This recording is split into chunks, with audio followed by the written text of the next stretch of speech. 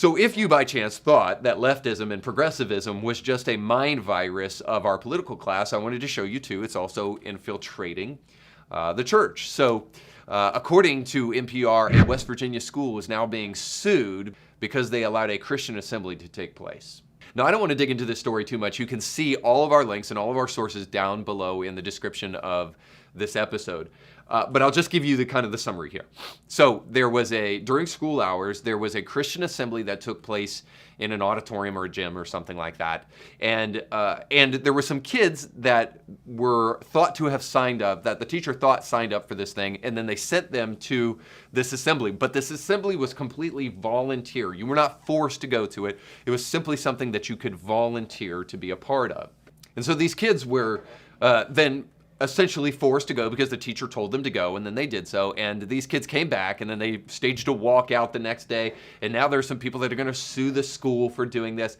Now, the reason I bring this up in Christianity Not Today, because here's the real confounding thing for those of us who are Christians. You can't bring up a Bible in class and teach from it, right? You can't flip open the pages of the Bible. You certainly can't pray with kids. You can't have a teacher get up in front of their students and say, today I would like you to search your heart and to ask Jesus to come into your heart if you believe that he is real. No, you can't do that because you'll be sued by the NAACP, the Anti-Defamation League, and who knows who else. Any number of leftist nutcases will come out of the woodwork to make sure that that teacher never sees the light of another classroom. But oddly, at the same time, the left is objecting to the fact that kindergartners through third grade, kindergartners through third grade in Florida can no longer learn about transgenderism and about homosexuality. Like, it's mind-boggling. Now, admittedly, probably not too hard for me, but mind-boggling to suggest that it is radically intolerant and unacceptable for children to learn about this stuff in their elementary schools, K through 3 now. And it's not even, by the way, this bill doesn't even ban teachers talking about this at later stages in the game, but it just says merely kindergarten through third grade. Teachers, can we please not have conversations about this? Can we not groom children at this young age to believe nonsensical versions of reality? So the obvious hypocrisy here is incredibly clear. A voluntary revival at a school and a forced class being taught to kindergartners and third graders. But this is what they're objecting to in Florida right now. Now, there was an amendment that was also proposed to this supposed Don't Say Gay bill, and this amendment would force teachers, if they felt that there was some influences going on in the kid's life that were making them identify with some different sexual preferences, whether that be transgender, gay, or anything like that. If that was happening to this child, they added an amendment to this bill because they felt like there should be open communication between the teachers and the parents. And of course, people on the left lost their stuff. Because what needs to happen is you need to be able to send your kid to school, know nothing about what happens there, not know anything about the books that they're reading, and not have any say-so in their education. And if your child believes that they might be transgender, well, then they need to be sent immediately to a health counselor, where they will then be sent to somebody who can give them hormone blockers, all that without the parents' knowledge. Now, that's the world the left would like to live in.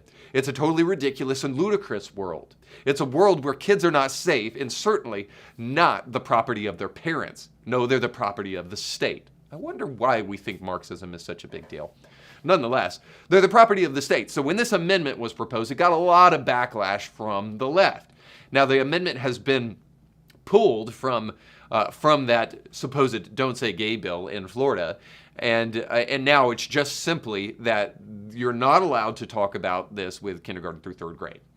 I guess what I'm trying to say is this, is that those parents are the stopgap for teachers that do not have the best interest of those kids at heart.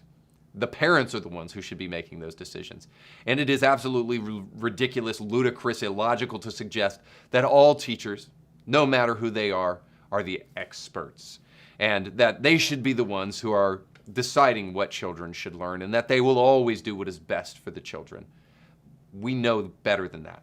There are teachers who get into teaching not because they have the best interest of the kids in mind, but because they actually have another agenda in mind. Whether that be indirectly indoctrinating kids to radical agenda items, or whether it be because they actually have perverted tendencies and they wish to groom kids to be more like them. I somewhat find myself feeling like I'm yelling at the clouds when I talk about stuff like this, because here's the real point. When you take Bibles out of schools, when you take prayer out of schools, is it any wonder why we have this slippery, subjective slope for what is good and for what is honest and for what is true? You can catch brand new episodes of Indie Thinker with Reed Uberman every Monday and weekly bonus episodes to keep you thinking throughout the week. But you have to subscribe and click the bell to be notified when new episodes drop. If you enjoy this content, make sure to like this video and share it with friends.